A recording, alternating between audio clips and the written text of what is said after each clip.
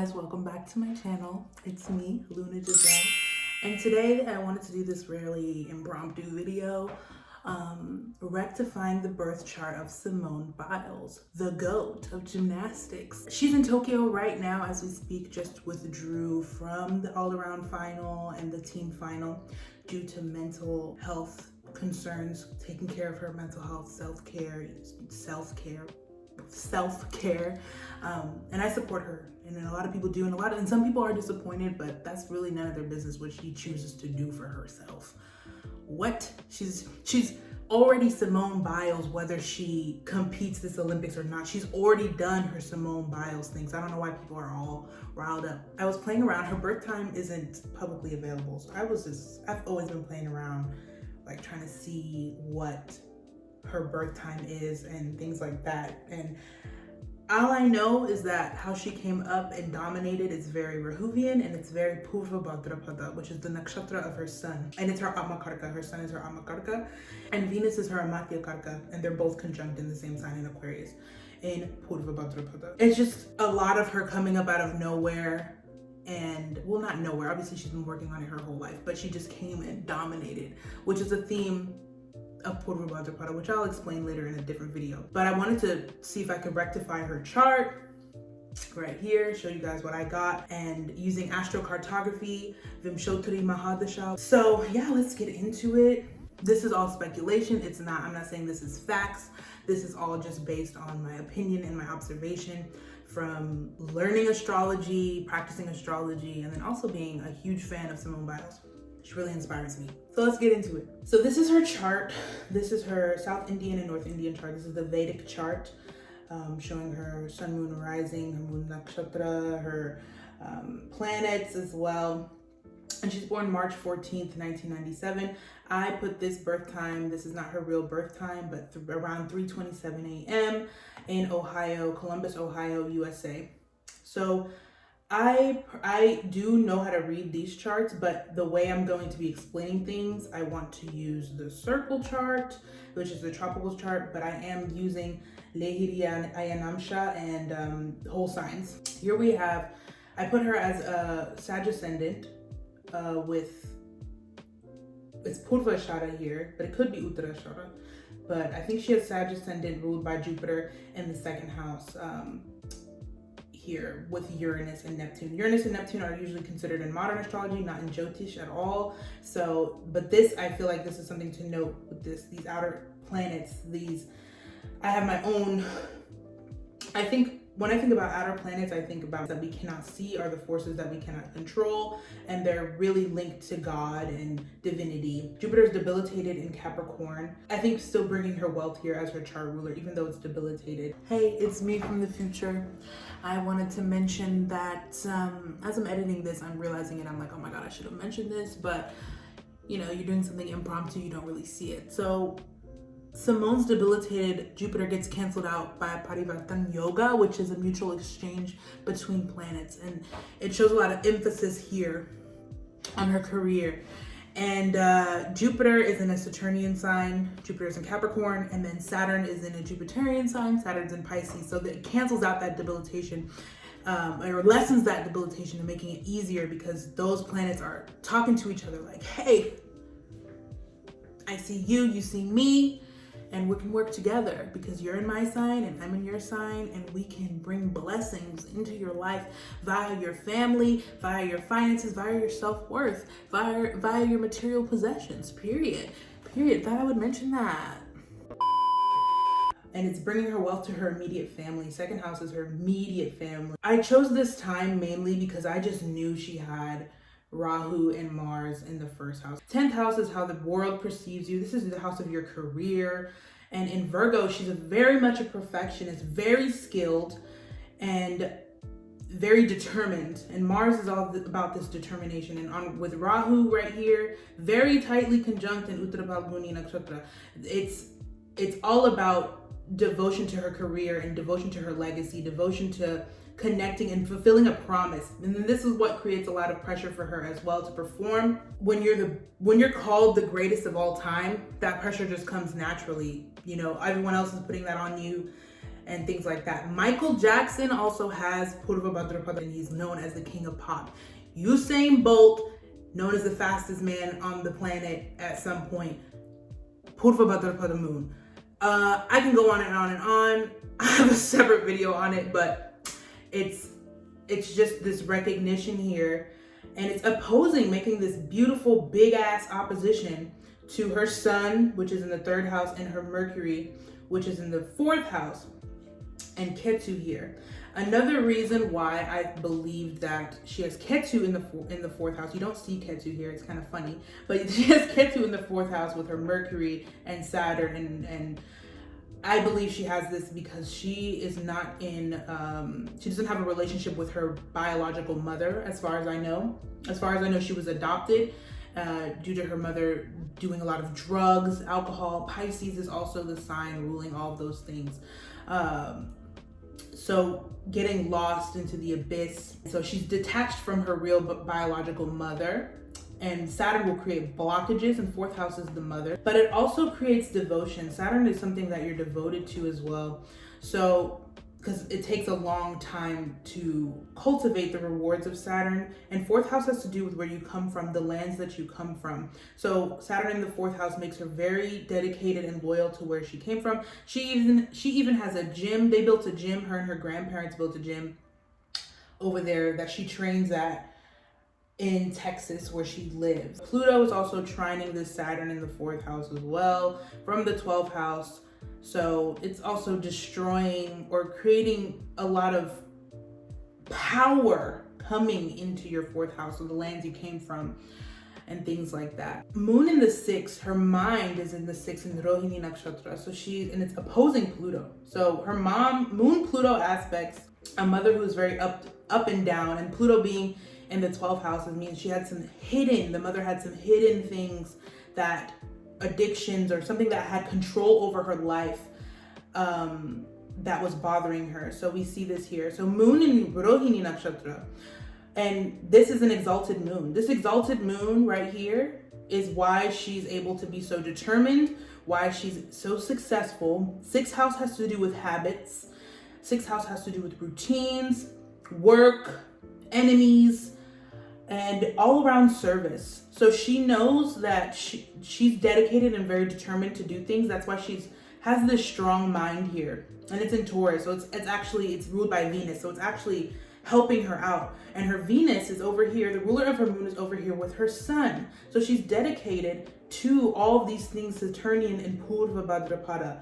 Purva Bhadrapada is ruled by Jupiter. Expansion of her skills. 3rd house, dedicated to her skills, her craft, her courage. All of these things are represented by the 3rd house. And the moon is the most important planet in Vedic astrology, and this is a Dusthana house. And she does come from a very difficult and intricate background. Moon rules the past, but she was able to come up and provide wealth for her family. This trine right here. Chart ruler in the 2nd house. Before, I used to think she had Scorpio ascendant ruled by this Mars, but I'm just so certain she has Mars in the 10th house with Rahu.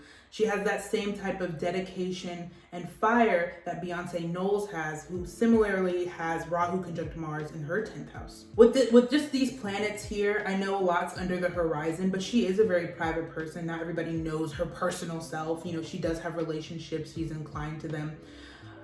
She does have a Venus ruled moon, so she does like to have her privacy and her relationships. And then having a lot of planets underneath the horizon in tropical astrology just means someone who's very private, personable, likes to relate one-on-one. But having Purva Bhadrapada and Sun and Venus conjunct, it's like a lot of power and energy comes to the body, comes to the soul. And Sun, as the Atma Karaka, it's her soul's desire to be recognized. It's her soul's desire to be groundbreaking, which is what you see in Purva Bhadrapada. Purva Bhadrapada has to do with experimenting. Purva Bhadrapada has to do with breaking the rules. A lot of okay, in case you don't know, Simone Biles has a lot of moves or techniques that are actually named after her that are too dangerous for other gymnasts to even try. So she's out here doing things that are out of everyone's league, but she's still considered elite, the GOAT, because she keeps breaking these boundaries. Setting records. Like totally coming up with this, a lot of energy. Jupiter is the planet of expansion. So what is it gonna do? In a nakshatra, which is like a karmic portal, which is the abode of the deities, the gods, it's going to just make this person full of this uncontained energy. But when you focus it, you get a lot of reward from it. You get a lot of blessings from it. If you study any Purva Bhadrapada native, they do this. If they focus it, if they can't focus their energy, then they're just being dispelled in too many different places. And Aja Ekapada is one-footed. Ekapada means 1 foot. So one-footed deity here needs grounding. It means you have all these talents. Aja Ekapada has 4 arms, but you need to be grounded. I'll talk more about this later. But Atma Karaka is the soul's desire. So Sun, 29 degrees, conjunct Venus, which is her Amatya Karaka, in the 3rd house. That's all skills, baby. That's all skills. I'm like, and then another thing. She has her 5th house lord, the house of her, this is a dharmic house, the house of creativity. This is a very important house, actually. 5th house lord and the 10th. Let me read from the Biyat Parasara Shastra, chapter 26, verse 58. Should the 5th lord occupy the 10th house, the native will be blessed with a Raj Yoga, governmental favor, and various pleasures, and be very illustrious.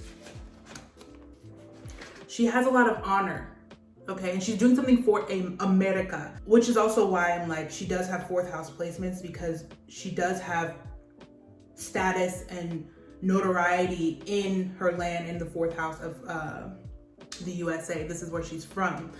But she travels all around the world. 9th house ruler, Sun, in the 3rd for her skills. She's traveling around the world, getting her fortune from 9th house ruler and 3rd skills. That being said, this is not the only shindig. This is not the only reason why I think she has this chart. I looked at Astrocartography and Vimshottari. Let's look at Vimshottari first. Okay, so Vimshottari Mahadasha, for a birth time at 3:27. Is this shit still recording? Yes, it is. Birth time for March 14th, 1997, 3:27 a.m.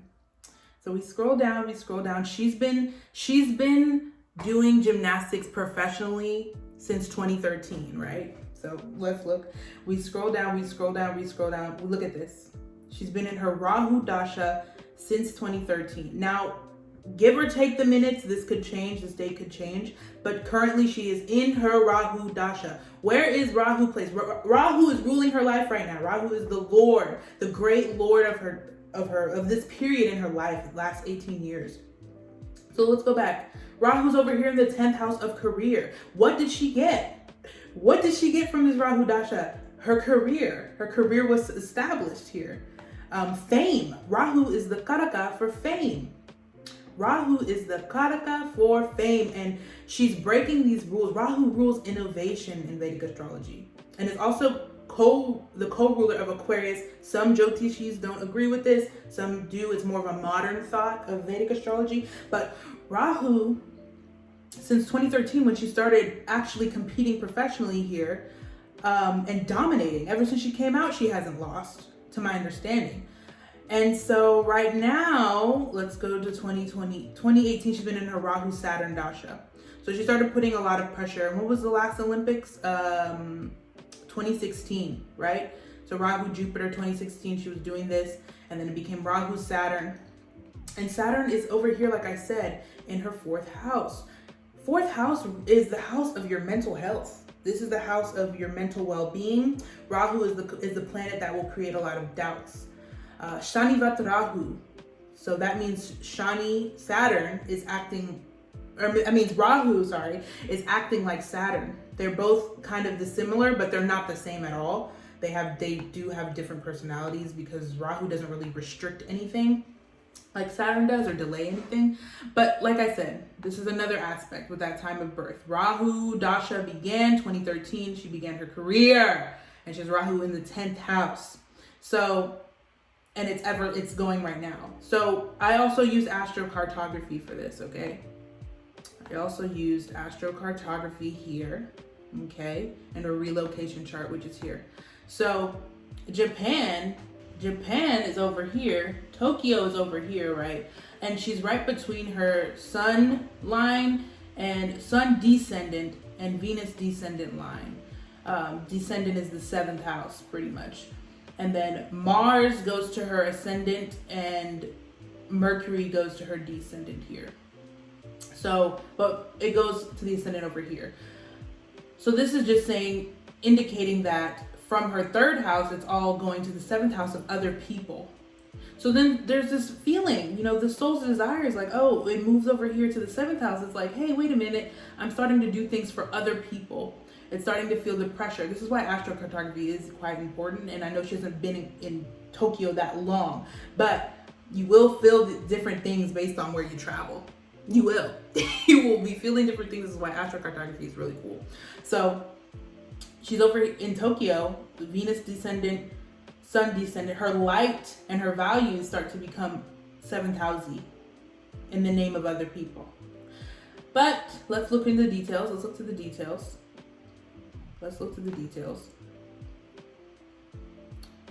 Venus DC line. Your own personal interests lose their meaning as it is far more important to love and be loved by another person. You feel estranged and unbalanced on your own as if you were only half a person. The desire for completeness and intimate togetherness becomes the greatest motivating force in your life. You're prepared to put aside your own interests and become fully available to accommodate the needs of your loved one. Look at that. Doesn't that seem on brand for how she's been feeling in Tokyo? When she went to Rio, let me just break this all down for y'all real quick. Rio Olympics, okay, she's born here. Everything is shifting this way. Over here.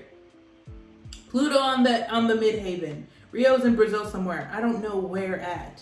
I am not a geography. Oh, it's right here. Bam. Venus comes to the ascendant. Sun comes to it's opposite feeling because all her power and her force belongs to her in her 1st house over here in Rio at the last Olympics. It doesn't change too much from her. It does change. It changes that how it changes, but it's more about her. She's able to keep her energy. But over here in Tokyo, she's over here giving it away.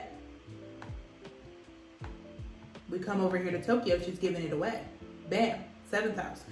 So it's a different energy for sure. We cannot blame Simone Biles for backing out of the Olympics. She's already done it in the Olympics. I already said this at the beginning of the video.